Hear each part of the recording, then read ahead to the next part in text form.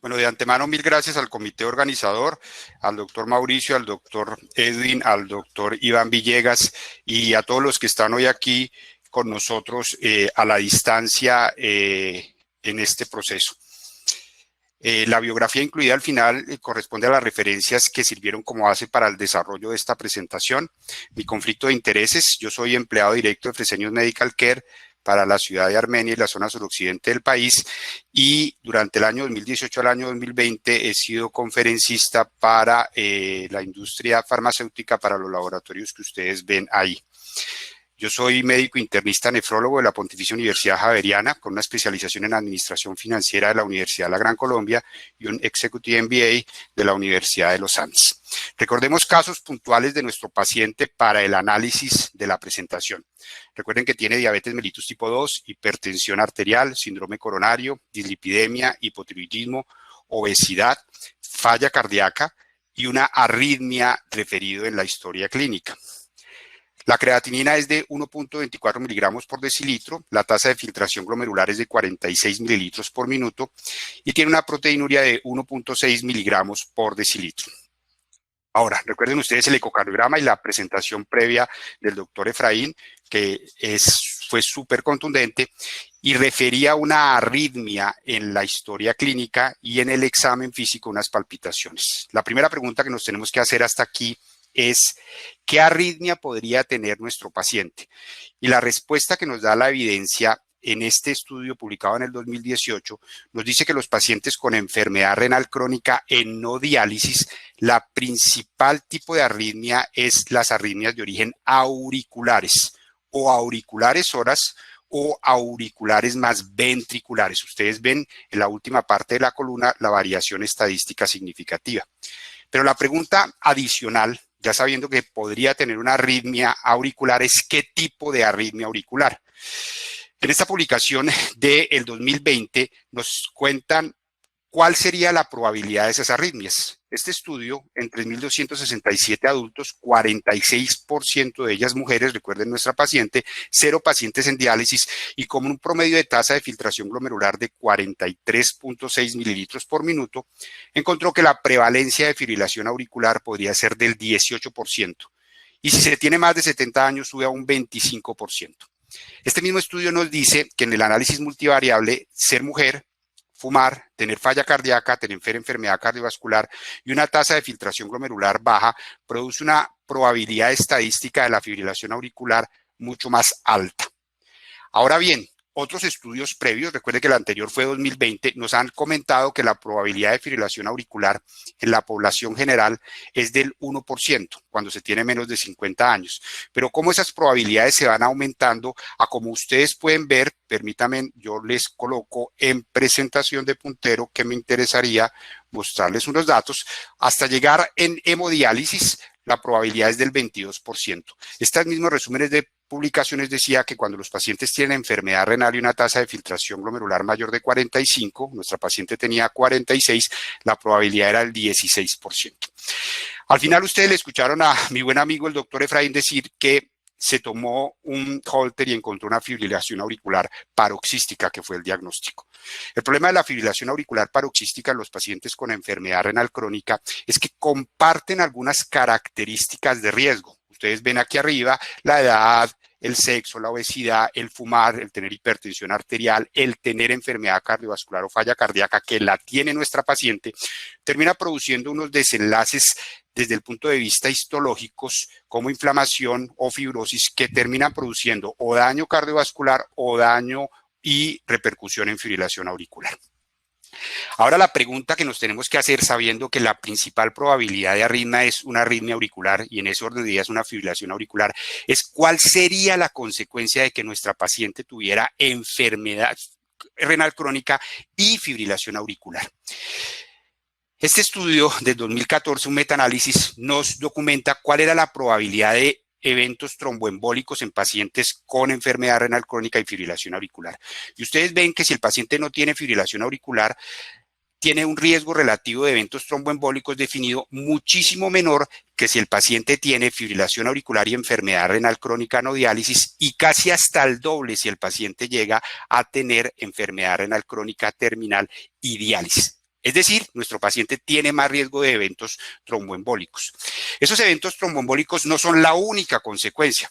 En este estudio ustedes ven cómo la consecuencia incluye también muerte por todas las causas y muerte cardiovascular cuando el paciente tiene una fibrilación auricular en un negro más intenso, incidente o una fibrilación auricular prevalente. Más lo que ya habíamos comentado de los eventos tromboembólicos e infartos agudos de miocardio. Ahora bien, nosotros sabemos que estas consecuencias del proceso terminan disminuyendo la sobrevida o aumenta la mortalidad. Yo quiero que miremos en esta gráfica cómo un paciente que no tiene enfermedad renal crónica y no tiene fibrilación auricular tiene X mortalidad. Pero miren ustedes cómo esa X mortalidad se puede triplicar si el paciente tiene hemodiálisis, es decir, enfermedad renal crónica terminal y fibrilación auricular.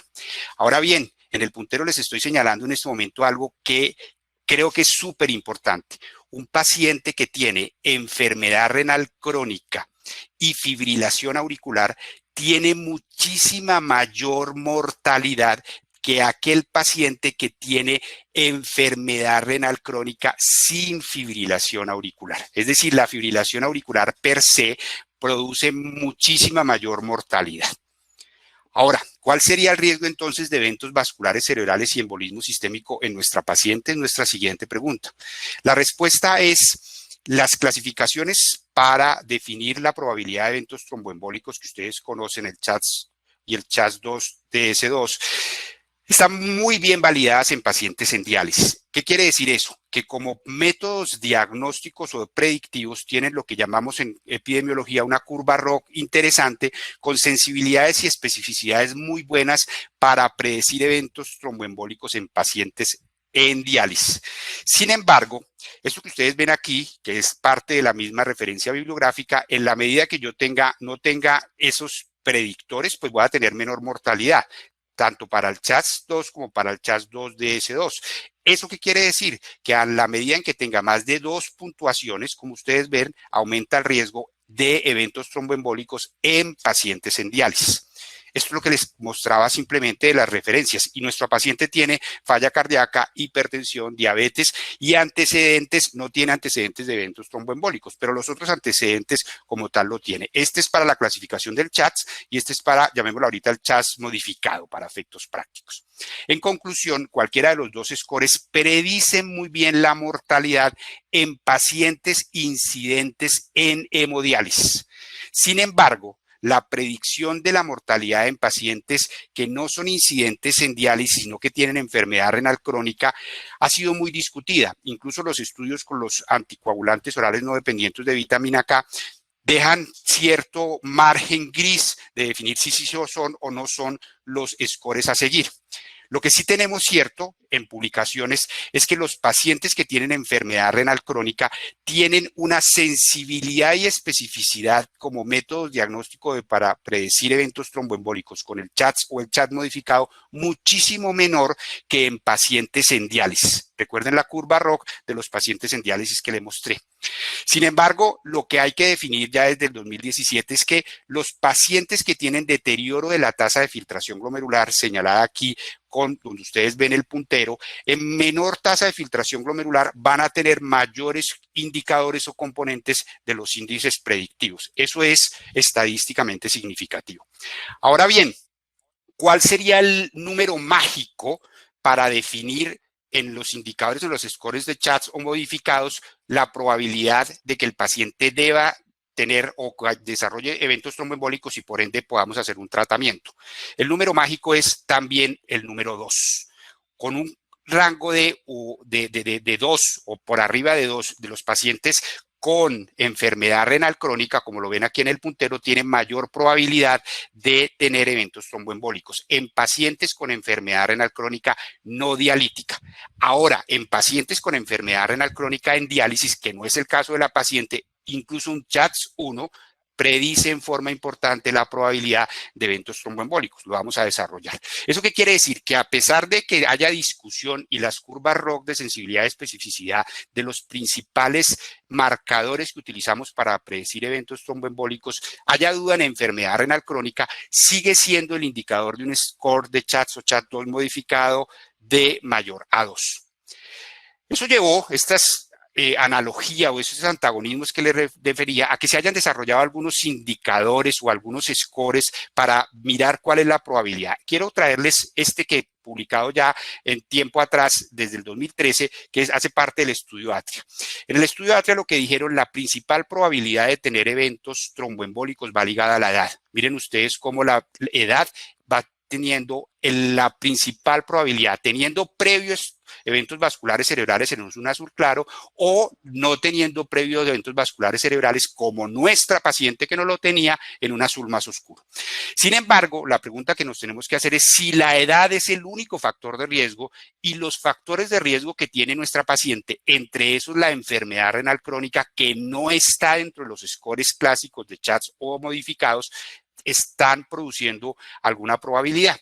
Y permítame mostrarles cuál sería la probabilidad de seguir con este score de nuestra paciente. Nuestra paciente es de sexo femenino, tiene diabetes, tiene enfermedad cardíaca crónica, tiene hipertensión arterial, tiene proteinuria y podría tener una tasa de filtración glomerular ahí en el borde del 45 mililitros por minuto. Eso le da una probabilidad estadística de 1.84 sin tener en cuenta la edad de eventos tromboembólicos. Si ella tuviera solo el criterio de edad, la probabilidad sería de 2.48. Es decir, está muy cercano a solo el criterio de edad que habíamos dicho. Es decir, la probabilidad si fuera solo edad, que no es el caso de nuestra paciente, es esta, pero la probabilidad de nuestra paciente utilizando este índice es esta, muy cercana a la probabilidad, 1.8 como les había comentado. Es decir, que yo tenía un marcador de 6 en nuestra paciente, según el índice Atria, versus un marcador de 9 si solo tuviera conceptos de edad. Aquí al final lo que le quiero decir es que las características de nuestra paciente le dan para una probabilidad independiente de la edad, que es una probabilidad estadística que se asimila y se vuelve concordante con índices de CHATS, como los había mencionado, mayorizados. Entonces, hasta aquí llevamos de que la paciente tiene una alta probabilidad de una arritmia auricular, que esa arritmia auricular es una fibrilación auricular y que en el examen que se le tomó es una fibrilación auricular, que esa fibrilación auricular en nuestra paciente con enfermedad renal crónica tiene mayor probabilidad de eventos tromboembólicos y la pregunta que tenemos que contestarnos con evidencia aquí es si debemos anticoagular. Retomemos nuevamente los índices. Y entonces el CHATS nos dice que nuestra paciente tiene falla cardíaca, que tiene hipertensión arterial, que tiene diabetes y que tiene sexo femenino. Eso quiere decir que nos da un CHATS de 4. Según lo que les venía mostrando, tendríamos que anticoagular, pero hay que tener un beneficio entre el evento embólico y el evento hemorrágico. Tenemos que analizar si la probabilidad del evento hemorrágico es mayor que el evento embólico para definir si en los pacientes con enfermedad renal crónica los debemos anticoagular o no. Ese es el principal mito y el principal reto. Entonces la pregunta a contestarnos es, ¿cuál es el riesgo de sangrado en el paciente con enfermedad renal crónica y en nuestra paciente puntual? Permítame mostrarles este estudio publicado en el 2014 en el cual miraron cuál era el riesgo de sangrado basado en escala de Hasbled para pacientes con enfermedad renal crónica que van a recibir por fibrilación auricular un anticoagulante.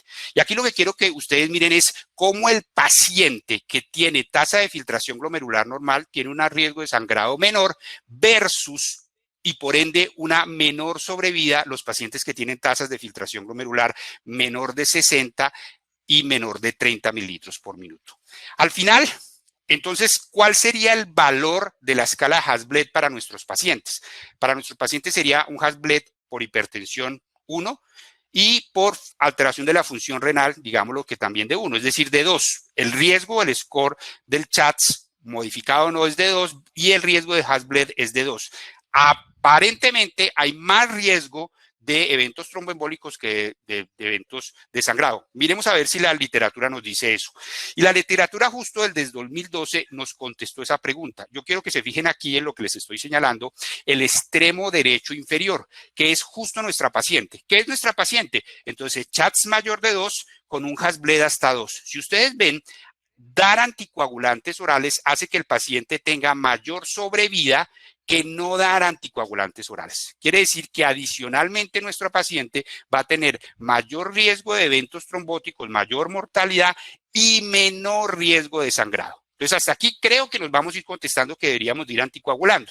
En el mismo año 2012, quiero que miren esta publicación del New England Journal of Medicine, donde lo que quiero que resalten es lo que les voy a señalar. La probabilidad de muerte es mucho mayor que la probabilidad de sangrado en pacientes con enfermedad renal crónica y fibrilación auricular que reciben anticoagulante.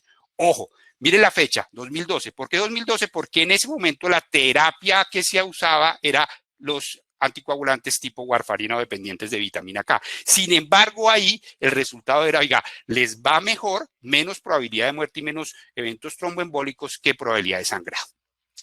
Entonces ya sabemos que tiene fibrilación auricular, que tiene un riesgo, que debemos anticoagularla, pero ¿cuál es la mejor opción para anticoagularla? Y empecemos a preguntarnos, ¿la warfarina será la mejor opción? El estudio pivotal en pacientes con anticoagulación de warfarina ya del 2003 para mirar el efecto de la mortalidad en pacientes con fibrilación auricular es este que les quiero mostrar. Sin embargo, cuando ustedes van a ver la tabla 1 del estudio y cuando profundizan en los apéndices de este estudio, en los suplementos del New England Journal of Medicine, no ven en ningún lado cuántos pacientes tenían alteración de la tasa de filtración glomerular. Sin embargo, tenían enfermedades como diabetes mellitus, hipertensión, enfermedad coronaria, que me podrían decir de alguna manera que tenían algún grado de enfermedad renal crónica, pero no sabemos. Pero lo que nos dice ese estudio pivotal es que los pacientes que recibieron warfarina con fibrilación auricular, recuerden, no sabemos si tenían pacientes con enfermedad renal crónica y tuvieron un INR mayor a 2, la probabilidad de sobrevida era mayor que los pacientes que recibieron aspirina, warfarina con un INR menor a 2 o que no recibieron ningún tipo de terapia.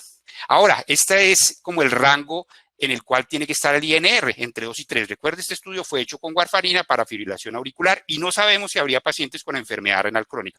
Por debajo de este rango aumenta riesgo, por arriba de estos rangos de INR aumenta riesgo. Lo que sí sabemos puntual y ya desde el año 2015 es que los pacientes con enfermedad renal crónica que recibían warfarina a partir del estudio inicial que les mostré, recuerden ustedes 2013, y se empezó a hacer seguimiento a esos pacientes, a los que recibían warfarina y tenían algún grado de tasa de filtración glomerular alterado, tenían mayor probabilidad de desenlaces tipo sangrado. Recuerden nuestra paciente con tasa de filtración glomerular. En los primeros 30 días de recibir warfarina, este era el riesgo. Después de los primeros 30 días, este era el riesgo. Y el riesgo ajustado también es alto. Quiere decir que nuestra paciente recibe warfarina, pero tiene una altísima probabilidad de tener sangrado. A partir de ahí, entonces, empiezan a aparecer qué otras terapias podríamos hacer si los pacientes tienen o no más probabilidad de sangrado. Entonces aparecen una serie de estudios clínicos que quiero que nos preguntemos. ¿Será entonces que los anticoagulantes orales no antagonistas de la vitamina K les podría ir mejor que la warfarina? Porque definitivamente nuestra paciente la tenemos que anticoagular. Veamos entonces los estudios clínicos. Y en los estudios clínicos quiero que nos focalicemos un poco en el beneficio es puntualmente en pacientes con enfermedad renal crónica. Entonces, esta publicación del 2019 nos hace un resumen súper interesante de cómo le fue a los estudios clínicos con los anticoagulantes orales no dependientes de vitamina K en pacientes con enfermedad renal puntual. Y lo que quiero que miren es que todos los anticoagulantes comparados versus warfarina en los puntos de desenlace que fueron embolismo, sangrado mayor o muerte por todas las causas, a todos los anticoagulantes orales no dependientes de vitamina K les fue mucho mejor que a la warfarina. Entonces decíamos que la warfarina se utiliza en fibrilación auricular, decimos que empezamos a usarla a través del 2015 y medirla qué le pasaba al paciente con enfermedad renal crónica y lo que sabemos hoy en día es que sangraban más y que comparado con otras terapias les va muchísimo mejor a las otras terapias, es decir, le va mejor a los anticoagulantes orales no dependientes de vitamina K que a la warfarina. Ahora, esta es como la foto de todos esos estudios. Permítanme hacerles un zoom a esa foto de esos estudios. Y el zoom que yo quiero que miren es los estudios con dabigatran, rivaroxaban, apixaban y edoxaban. Ustedes ven aquí los años en que se publicaron el proceso, el seguimiento en tiempo, las tasas de filtración glomerular y el número de pacientes. Yo lo que quiero es que miren que, recuerden que nuestra paciente tenía una tasa de filtración glomerular de 46. Es decir, que fue catalogada para todos esos estudios como una falla renal moderada. Para ellos fue una falla renal moderada. Para el Rocket no fue catalogado como una falla renal moderada, sino que fue una falla renal leve. Para Aristóteles, una falla renal moderada. Y lo mismo para el estudio de edoxaban. Ahora, Esto que les señalo es que una de esas moléculas aleatorizó pacientes, incluso con tasas de filtración menor de 30 mililitros por minuto, menor de 30 mililitros por minuto. ¿Qué nos dice este estudio? ¿Cómo le fue a los anticoagulantes orales no dependientes de vitamina K versus la warfarina con los desenlaces que tenemos que ver? Recuerden que esta es la línea 1 y cuando la línea de 1 sobrepasa quiere decir que le da más o menos igual a todos. Entonces, en un estudio que les quiero señalar, en eventos tromboembólicos le va igual.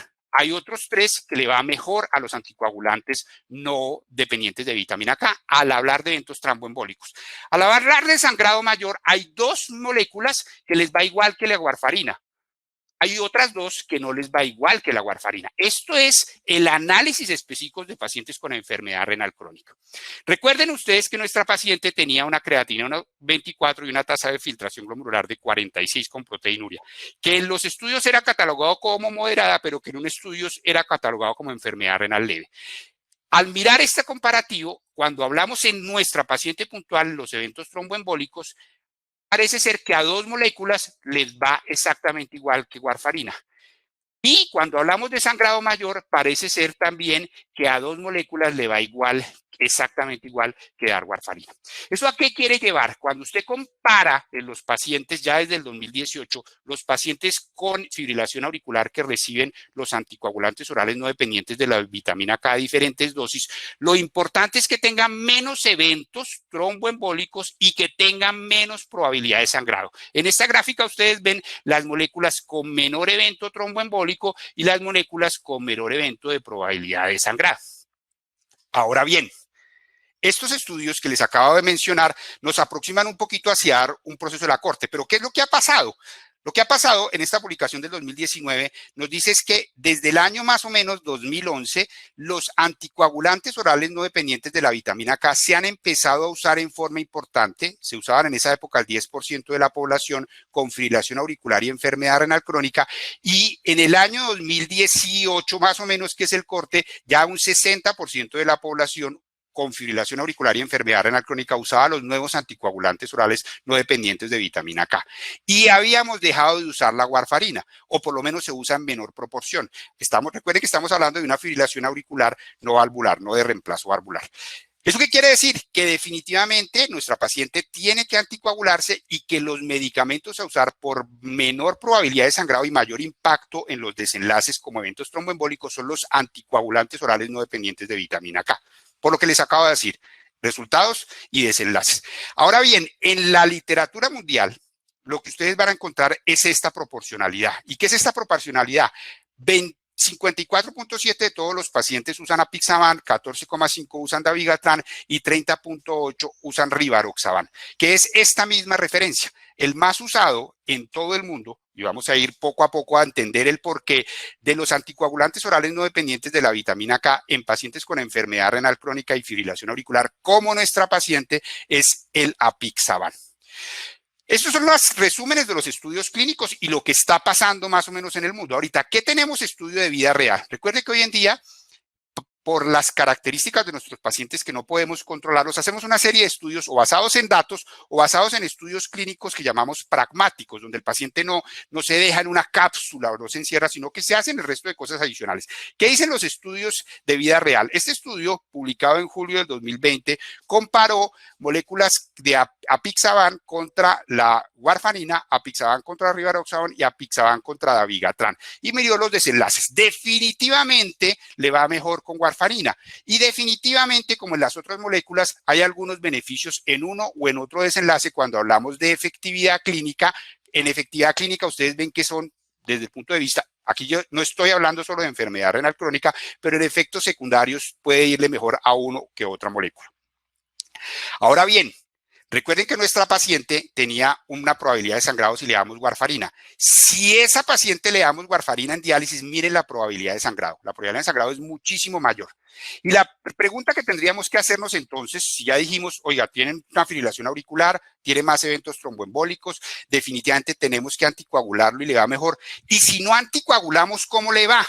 La respuesta de no anticoagulación en pacientes con enfermedad renal crónica solo la tenemos en diálisis. solo la tenemos en diálisis. Este estudio de agosto del 2020, próximo a salir, lo que miró fue una serie de bases de datos de cómo le iba al principal anticoagulante no dependiente de vitamina K que se utiliza en el mundo de pacientes con enfermedad renal crónica, y definitivamente que es el apixaban, al paciente comparado con no anticoagular, le va mejor al paciente en diálisis cuando no se anticoagula, tanto para eventos tromboembólicos, obviamente aquí a dosis altas de 5 miligramos, o igual que no anticoagular cuando damos dosis de 2,5 miligramos 2 veces al día.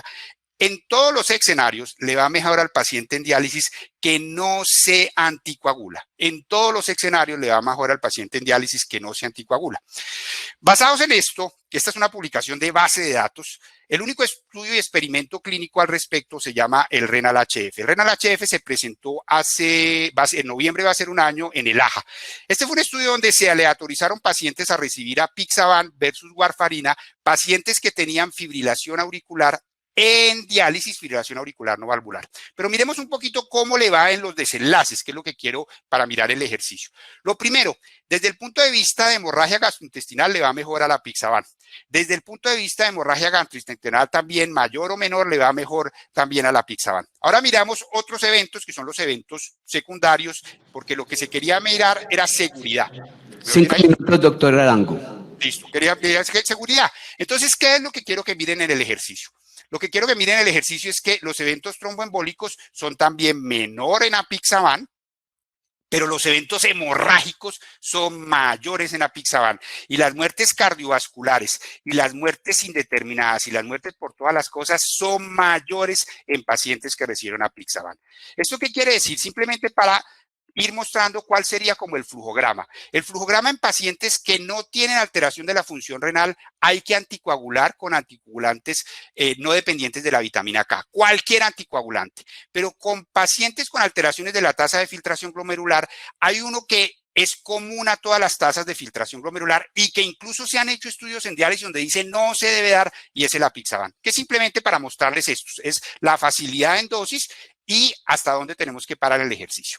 Hasta aquí, doctor Mauricio, y toda la audiencia de que les hemos hablado. Esta es nuestra paciente con estas características clínicas, una tasa de filtración glomerular de 46 mililitros por minuto. Nos preguntamos que qué arritmia podría tener la paciente y hablamos que la principal arritmia era una fibrilación auricular con una probabilidad desde el punto de vista de prevalencia del 18%. Hablamos que las principales consecuencias de esta fibrilación auricular en la paciente con enfermedad renal crónica son los eventos tromboembólicos, más los eventos catastróficos de mortalidad. Miramos cuál era el riesgo de estos eventos y basado en los riesgos de esos eventos dijimos, desde que tenga un score de CHADS modificado no mayor de 2, el paciente tiene un alto riesgo y nos preguntamos si debemos anticoagular y la respuesta que dijimos es, después de mirar todo el proceso de los indicadores del CHADS, esta paciente se beneficiaría de anticoagular. Al preguntarnos cuál fue la mejor opción, hablamos de la warfarina y dijimos la warfarina no, la probabilidad estadística de que sangre nuestra paciente es muy alta, y anticoagulantes orales de antagonistas de la vitamina K, dijimos sí, le mostré la evidencia clínica de los principales 4 estudios, y con base en eso les dije, el que más se adapta y el que más estudios tiene a nivel mundial es el apixaban. Nos preguntamos también si debíamos no anticoagularnos la paciente y la respuesta es sí la tenemos que anticoagular, sí la tenemos que anticoagular. Solo cuando esté en diálisis la evidencia no es contundente de que la paciente se beneficiaría de no anticoagular. Muchísimas gracias. Doctor, muchas gracias. Una revisión por todos los campos a través de las mejores evidencias para el manejo del paciente con enfermedad renal crónica y en particular con un trastorno del ritmo. Hay varias preguntas, muchas de ellas hacen referencia al mismo tema, lo mismo, y se lo voy a plantear desde su visión crítica como nefrólogo y en su experiencia.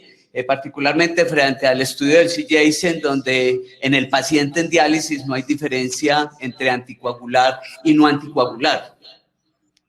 Particularmente con el uso de apixaban. ¿Qué piensa usted? ¿Qué sería lo que haría en ese paciente en diálisis con fibrilación auricular? No, muy buena pregunta, y yo creo que ese es el dolor de cabeza que tenemos todos los nefrólogos a diario. Según la evidencia clínica, el primer estudio que fue el experimento clínico fue el que les mostré y definitivamente hay mayor probabilidad de sangrado. pero hay menor probabilidad de evento tromboembólico. Ahora, no les mostré ahí que había mayor probabilidad de sitios de sangrado en pacientes en el sitio de la fístula. Este estudio fue hecho en hemodiálisis. Si el riesgo de tromboembólico es mayor en mi paciente que el riesgo de sangrado, tendríamos que definir si anticoagularía o no. Si el riesgo tromboembólico es menor que el riesgo de sangrado, no anticoagularía. Yo puntualmente considero que el riesgo de sangrado es mucho más alto y que la evidencia apenas la tenemos hoy en día con un experimento clínico con pocos pacientes y con estudios de base de datos, que fue el primer estudio que les mostró, que fue ese estudio es de este año, donde demuestra que definitivamente les tienen mayor probabilidad de sangrado y poco efecto tromboembólico. Yo, Javier Arango, no lo anticoagulo en hemodiálisis. Bueno, y si es un paciente estadio 5 con menos de 15 mililitros, no diálisis, ¿lo anticoagula? Sí, ahí sí lo anticoagulo porque cabe entre todo el resto de actividades. Y le daría, cuando llegamos a toda esta conclusión, fue el ejercicio de todas las moléculas y los estudios clínicos que hay. Yo le daría la molécula que en últimas le puedan dar al paciente para efectos prácticos, que es mejor darle algo que no darle nada, y que cumpla 3 requisitos importantes: que me garantice seguridad, que tenga respaldos por la evidencia clínica y que sea fácil. Tú hablaste en la anterior conferencia del doctor Efraín, lo importante, la adherencia y las dosis. Eso es súper importante. Doctor Arango, y si son pacientes ancianos, mayores de 80 años, no infrecuente en la práctica? Los estudios clínicos, como ustedes los vieron ahí, hay un grupo importante de pacientes ancianos. Incluso el paciente anciano se beneficia de esa anticoagulación. Estamos hablando de no diálisis, se beneficia de esa anticoagulación, obviamente siguiéndolos. ¿Cuáles serían esas grandes ventajas que tienen los nuevos anticoagulantes frente a la warfarina? Definitivamente la primera gran ventaja es que logran el objetivo clínico en algunas de las moléculas y en otras superan el objetivo clínico, que es evitar el evento tromboembólico, y todas tienen una disminución de la probabilidad de sangrado. Esa es la gran ventaja que hay. Bueno, otra pregunta muy interesante que hacen algunos médicos es: el médico general, frente al diagnóstico del paciente con enfermedad renal crónica y una evidencia de fibrilación auricular, tenemos ahora, especialmente en épocas de pandemia, dificultades para que no, en las remisiones, para que esos pacientes sean rápidamente atendidos. ¿Debe el médico general intervenir en la anticoagulación? Sí, sin lugar a duda.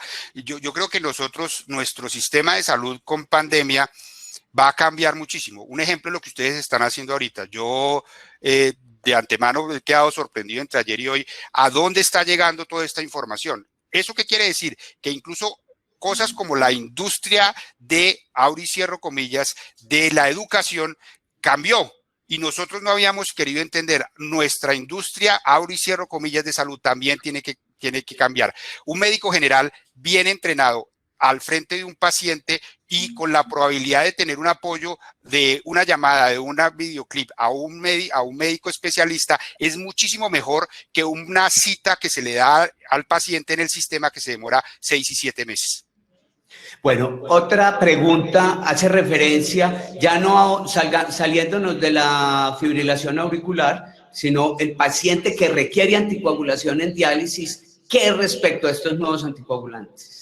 Hay muy buenas evidencias en eventos de trombosis venosa profunda y eventos tromboembólicos. Hay muy buenas evidencias, pues no es parte del tema, pero hay muy buenas evidencias. Bueno.